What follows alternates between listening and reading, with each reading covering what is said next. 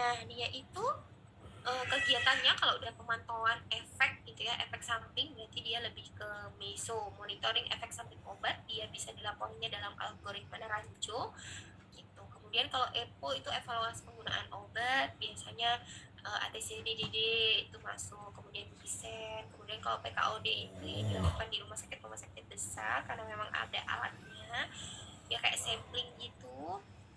Nah, dia itu untuk biasanya khusus di obat-obatan yang memang kayak dia indeks terapinya sempit kayak gitu. Kemudian kalau home care itu biasanya untuk obat-obat pasien-pasien kategori khusus yang butuh kepedulian tingkat tinggi. Kemudian EVO nggak ada EVO.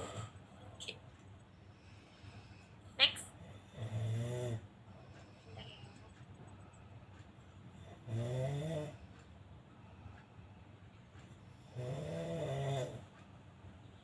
Nah, selanjutnya ini adalah pertanyaan ke-17. Manakah kegiatan yang termasuk dispensing sediaan steril? Oke, kalau dispensing sediaan steril maka dia masuknya pertanyaan pilihan jawabannya adalah preparasi sediaan sitostatik, kemudian injeksi pada pasien, penyediaan injeksi pada pasien, pemberian injeksi parenteral, perhitungan kebutuhan total parenteral nutrition atau nutrition parenteral, kemudian penyediaan sediaan parenteral tunggal atau monodosis minidos, itu maksudnya monodosis untuk pasien. Nah, kira-kira jawabannya apa? Kayaknya sih semua udah pada tahu ya. Oke, jawabannya adalah yang cukup membingungkan sebenarnya ini kalau kita bacanya sekilas. Jawabannya adalah yang preparasi sitostatika. Kenapa kok bisa gitu kan? Ini sebenarnya membingungkannya itu dari sediaannya itu semuanya benar, kayak sitostatika, injeksi parenteral, total parenteral nutrition, itu kan semua sediaan steril ya. Tapi kata-kata awalnya preparasi berarti kan penyiapan. Kalau penyediaan ya berarti lebih ke pengadaan gitu kan. Kemudian pemberian ya udah gitu, pemberiannya kan bukan masuk dispensing ya, jadi ya udah dikasihkan aja, yang penting ada SOP-nya yang jelas, terutama buat sediaan narkotik, karena takut ke yang memberikan juga gitu keserangnya kalau misal ada. Kemudian perhitungan kebutuhan juga kalau masih ngitung kan di depan. Kemudian penyediaan juga, penyediaan berarti ke pengadaan kayak gitu. Jadi kalau misal kalian bingung, kalian lihat lagi misal dari sediaannya semua ini sediaan steril, nah yang mana nih kata-kata awalnya seperti apa. Nah ini ambil dari referensinya Permenkes 7 2015. Jadi dimasuk ke standar pelayanan kefarmasian di rumah sakit. Jadi preparasi dari sitostatika dan juga preparasi dari TPN dan IVH atau TPN itu total parenteral nutrition. Nah, selanjutnya adalah soal 18. Manakah obat yang kemungkinan besar dilakukan PKOD? Tadi udah di sounding ya.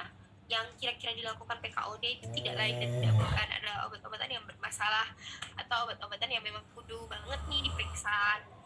Nah, misalnya obat dengan range terapi yang sempit, salah satunya adalah phenytoin, theophylline, warfarin, kayak gitu deh. Harus kalau isoniazid masuk anti B enggak ya? Suprinosin dia banyak diberikan ketika COVID kemarin.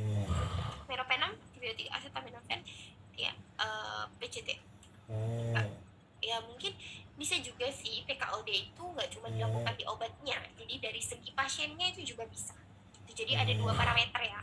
Yang pertama PKOD dari si obatnya jelas, kemudian yang kedua dari pasien yang seperti apa Mbak. Jadi pasien-pasien yang memang dia memiliki kondisi khusus, misalnya tadi itu disebutkan yang dia butuh penyesuaian dosis atau mungkin dia mengalami kerusakan di beberapa organ penting yang memang dia fungsi untuk ekskresi gitu. Misalnya ginjal kronik atau mungkin punya gangguan di hati, di mana hati adalah proses metabolisme. Nah, bahaya banget nih kalau obat-obatnya prodrug, jadi nggak aktif, atau mungkin obat-obatannya yang juga masuk range terapi sempit, pasiennya punya gangguan hati. Udah double complicated banget itu. Next. Pertanyaan 19.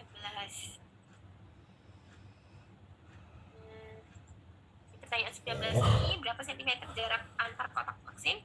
Ini tinggal lihat aja ya, dan itu 1 sampai 2 cm.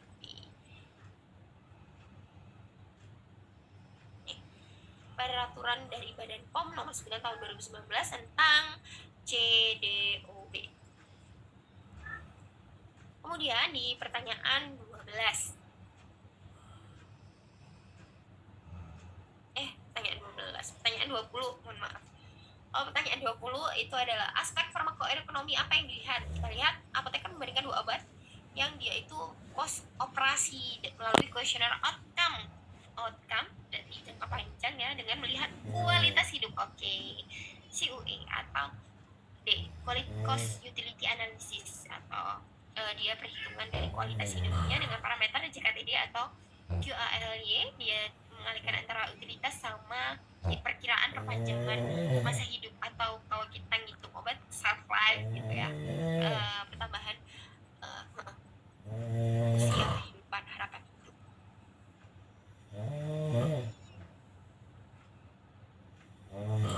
Next, soal 21 nggak banyak, 5 soal lagi.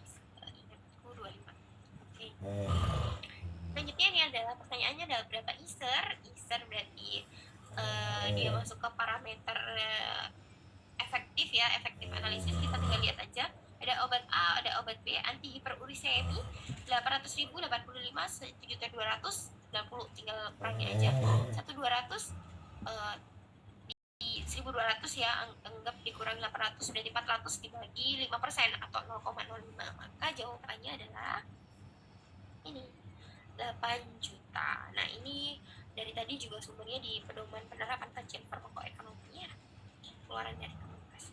Kemudian pertanyaan nomor 22, bagaimana cara menyimpan vaksin yang freeze sensitif? Jadi dia itu sensitif terhadap beku, nanti ya nggak boleh disimpannya di suhu beku, jadi nggak boleh disimpan di suhu beku. Tapi dia itu paling oke, jawabannya itu adalah yang ada A, jangan disimpan di freezer, kemudian jangan disimpan di lemari es, jangan menempel dinding lemari es, kemudian disimpan di cool box, disimpan di ruangan dingin. Jawabannya kira-kira? Ya, jadi vaksin-vaksinnya ini nggak boleh nempel di dinding lemari es. Kenapa? Jadi dia disimpannya tetap di suhu dingin 2-8, tapi nggak boleh nempel lemari es. Kenapa? Karena nggak milih yang nggak nyimpen di freezer, jelas, karena freezer kan minus ya. Kalau di ujung-ujung tuh masih bisa jadi 0 loh, masih bisa suhunya itu lebih rendah daripada 2, jadi nggak boleh nempel-nempel. Kemudian di pertanyaan 23, langsung ke pertanyaannya ya, manakah pemohon harus mengajukan surat izin UKOT? Kalau misal UKOT berarti usaha kecil obat tradisional, dia di Dinkes ya, tapi Dinkesnya provinsi gitu.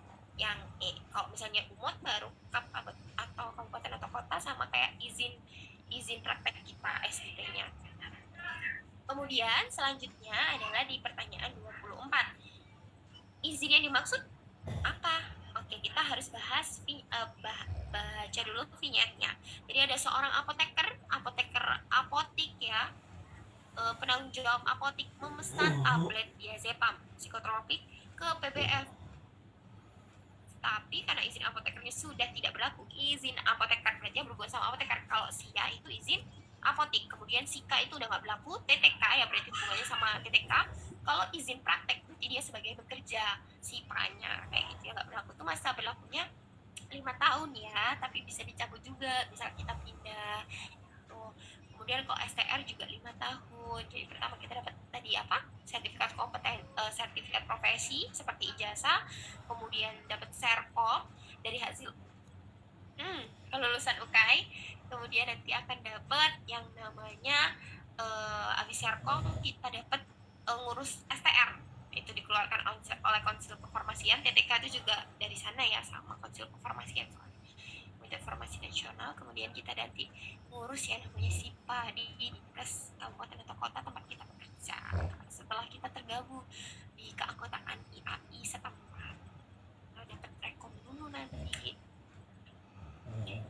selanjutnya di pertanyaan ke oh ini udah. Jadi yang pas. Pertanyaan ke-25. Pertanyaannya adalah berapa QALY tambahan program kesehatan A dibanding program kesehatan B. Nah ini jelas A dibanding program B, maka kayak A-nya lebih gede gitu. Nah, kita langsung kalikan aja ya.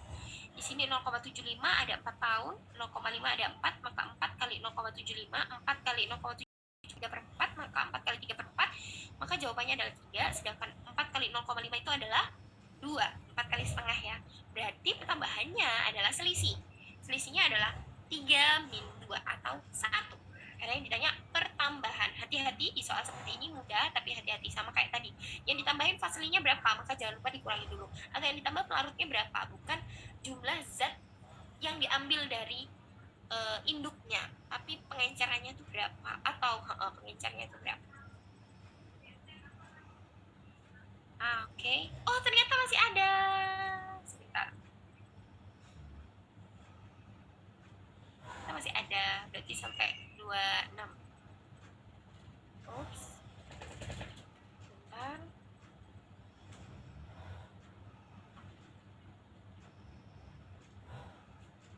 Nah, jadi di nomor 26 ini ada data, terus berapa biaya tambahan yang perlu dikeluarkan untuk meningkatkan efektivitas dengan menggunakan Cefixim. Oke. Untuk Cefixim berapa sih peningkatannya gitu ya. Udah kita berarti pakainya, kalau peningkatan berarti kita pakainya ISER. Ya udah tinggal kaliin aja semua jumlah biayanya dibagi sama efektivitas di antara keduanya. Karena ISER maka diselisihkan gitu sama dibagi efektivitasnya. Berarti kalau obat nih 65.000 selama 5 hari, 65 kali 5 ditambah 50.000 kali 5. Kemudian yang ini 3.000 kali 10 tambah 50.000 kali 10. Kemudian hasil selisihnya dibagi selisihnya ini juga ISER. Rumus ISER ya. Nih, jadi 575 karena Cefixim terhadap cefadroxil ya udah 575 dikurang 530. Kemudian di sini Cefiximnya itu 95%, maka 0,95 dikurangi 0,9 dapatnya 900.000. Berapa biaya tambahan kalau misalnya kita itu pakai Cefixim daripada cefadroxil? Ini golongan 2, ini golongan 1. Oke. Dan berakhir golongan kortikosteroid gitu ya, karena harus dia di tapering atau mungkin obatan jiwa gitu. Jadi ada kayak kembali gitu, bertolak belakang, kayak nggak sembuh atau relapse, atau mungkin dari gangguan beta blocker.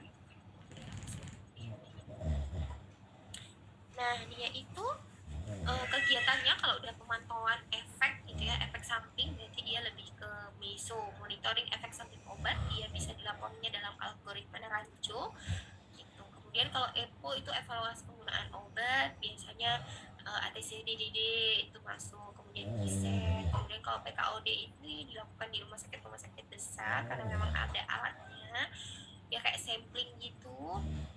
Nah dia itu untuk biasanya khusus di obat-obatan yang memang kayak dia indeks terapinya sempit kayak gitu. Kemudian kalau home care itu biasanya untuk obat-obat pasien-pasien kategori khusus yang butuh kepedulian tingkat tinggi. Kemudian EVO nggak ada